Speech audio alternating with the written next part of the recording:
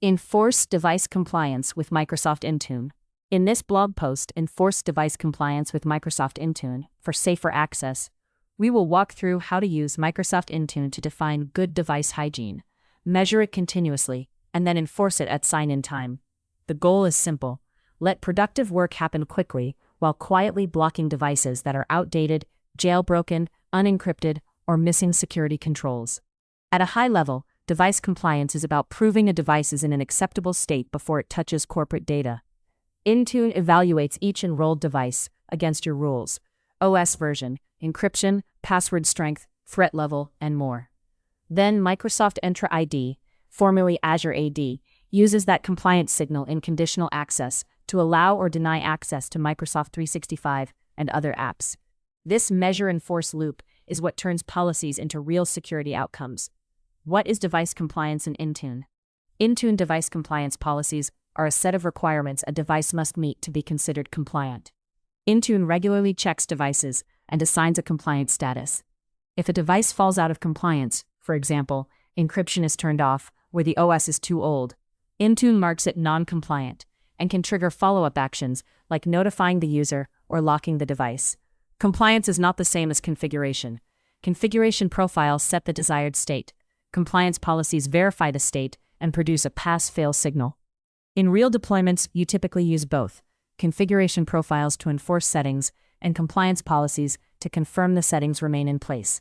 The main technology behind it, Intune Entra Conditional Access. The technology stack behind Enforce Compliance has three moving parts. Microsoft Intune enrolls devices, applies configuration, evaluates compliance, and records compliance state. Device identity in Microsoft Entra ID. The device is registered joined, so Entra can identify it during sign-in. Conditional access. An Entra policy that can require device is marked as compliant before granting access to apps. When you turn on a conditional access rule with require device to be marked as compliant, Entra checks the device's compliance status coming from Intune. If the device is non-compliant, access can be blocked. This is the key enforcement step. Without conditional access, compliance is mostly reporting. One detail many teams learn the hard way: on some platforms and browsers, Entra identifies the device using a client certificate provisioned during device registration, and users may be prompted to select that certificate in the browser. It's normal, but it's worth warning your help desk and users ahead of time. Before you start, plan your compliance baseline. Keep your first compliance rollout small and predictable. A good baseline usually includes minimum OS version and ideally a maximum age in practice via update rings configuration. Disk encryption required, BitLocker file vault. Device lock requirements, PIN password complexity and timeout. Block jailbroken, rooted devices on mobile. Optional, integrate Microsoft Defender for endpoint signals, such as device risk or threat level, if you use it. Also decide who goes first. Start with IT, security champions, and a pilot group. Then expand gradually. Step by step, create and enforce a compliance policy. 1. Create a compliance policy per platform. In the Intune Admin Center, go to Devices Greater Than Compliance and create a policy for each platform you manage: Windows, macOS, iOS, iPadOS, Android. Set requirements that match your baseline.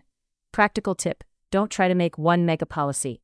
Platform differences matter, and smaller policies are easier to troubleshoot. 2. Configure actions for non-compliance, your remediation workflow.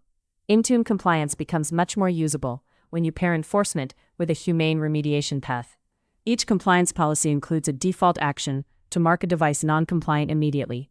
0 days. You can change the schedule to create a grace period and add additional actions like sending email, push notifications, remotely locking, or retiring the device. A common pattern looks like this. Day 0, mark non-compliant, but don't necessarily block access yet if you use a grace period. Day 1, send push notification. Day 2, send email with clear steps to remediate. Day 7, retire device, only for corporate-owned devices and only if you're confident. Intune's UI schedules actions in days, and more granular schedules can be done via Microsoft Graph in some cases, for example, using decimal day values. Learn Microsoft.com. 3. Assign the compliance policy to the right groups. Target user or device groups consistently. Many organizations find it simplest to target users because users move between devices, but targeting devices can be useful for shared or kiosk scenarios. Keep pilot and production groups separate so you can safely test changes. 4. Create an Entra conditional access policy to require compliant devices. Now enforce it. In Microsoft Entra ID conditional access, create a policy that grants access only when the control required device to be marked as compliant is satisfied. Microsoft's current guidance is to start in report-only mode, confirm impact, and then switch to on. Practical rollout guidance. Exclude break glass accounts, emergency access from the policy. Start with a smaller set of cloud apps or user groups, then broaden scope. Confirm you already have compliant devices in the pilot before turning enforcement on. 5. Validate user experience and fix the gotchas. Test with real workflows, Outlook, Teams, SharePoint, line of business apps, and browser access. Pay attention to whether users can still enroll devices. Microsoft notes that require compliant device doesn't block Intune enrollment in common scenarios. Browser certificate prompts on mobile, macOS, and some browsers. Learn Microsoft.com. Devices that are compliant but still can't access due to other conditional access controls, MFA, location, sign-in risk, etc. Example baseline, what many teams enforce first. Here's a simple V1 baseline you can implement quickly. Windows, require BitLocker, require secure boot, where applicable, minimum OS version, password PIN policies. macOS, require file vault, minimum OS version, password policy. iOS, iPadOS, require passcode, block jailbroken devices, minimum OS version. Android, require a screen lock, block rooted devices, minimum OS version. Then iterate, integrate Defender signals, add platform-specific controls, and tune your grace periods based on real remediation time. Operational tips that reduce tickets. Write remediation messages like a runbook. Open company portal devices, this device check status. Keep policy names explicit, win comp-based security V1. Separate monitor and enforce. Use report only and conditional access first, then enforce. Use staged rollouts. IT, pilot, one business unit, all users. Optional automation. Audit compliance via Microsoft Graph. If you want reporting in CI/CD pipelines or internal dashboards, Microsoft Graph is the usual route. Below is a simple example using PowerShell to list devices and their compliant state. You can filter to non-compliant devices and alert on trends. Use this for visibility, not enforcement. Enforcement should remain in Intune conditional access so it stays consistent and supportable. Wrap up what good looks like. When you've enforced compliance properly, 3 things happen. Users with healthy devices sign in normally. Users with unhealthy devices get clear guidance to fix issues before being blocked, or after a short grace period. Your critical apps become meaningfully harder to access from risky endpoints. If you'd like, tell us your mix of platforms, Windows, macOS, iOS, Android, whether devices are BYOD or corporate-owned, and which apps you need to protect first. We can suggest a clean V1 compliance baseline and a rollout plan that won't overwhelm your service desk.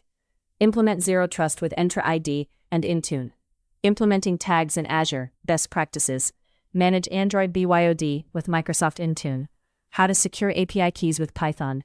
How to restore an Azure VM OS disk using Azure PowerShell.